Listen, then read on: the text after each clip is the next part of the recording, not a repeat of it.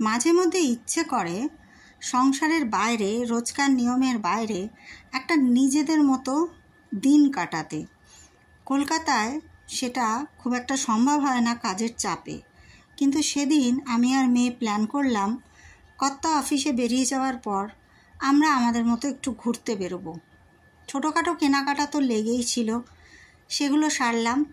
আর সেরে নিয়ে আমরা চলে গেলাম চায়না টাউনের স্বাদ গ্রহণ করতে, একদম বাড়ির কাছেই, সোদপুরে, সাংহাইতে আগে একবার খেয়েছি, খুব যে ভালো লেগেছে তা নয়।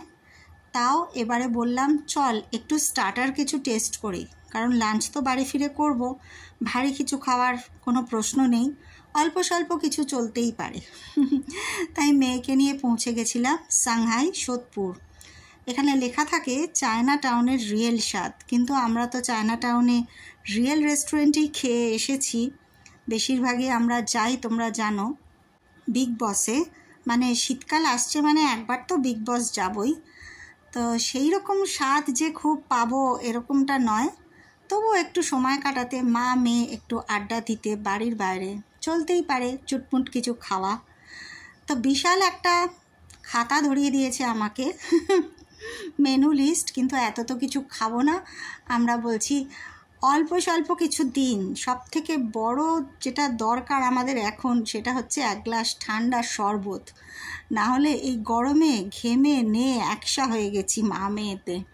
তাই জন্যে যে অর্ডার নিচ্ছিল সেও হেসে ফেললো, শিগগির এক গ্লাস শরবত আগে নিয়ে আসুন, যে শরবতই হোক, ওই নুন লেবুর শরবত হলেও হবে।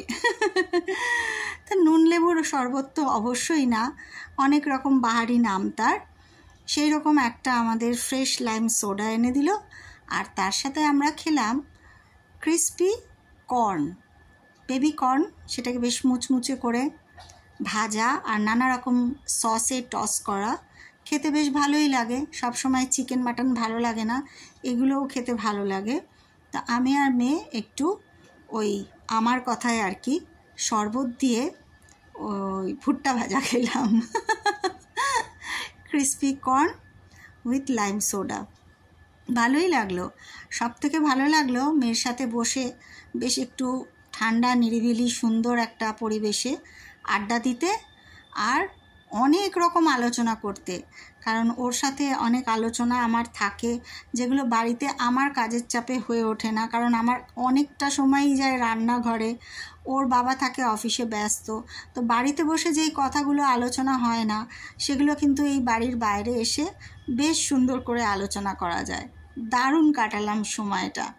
তারপরে আর কি টাটা করে বাড়ি যাওয়ার পালা।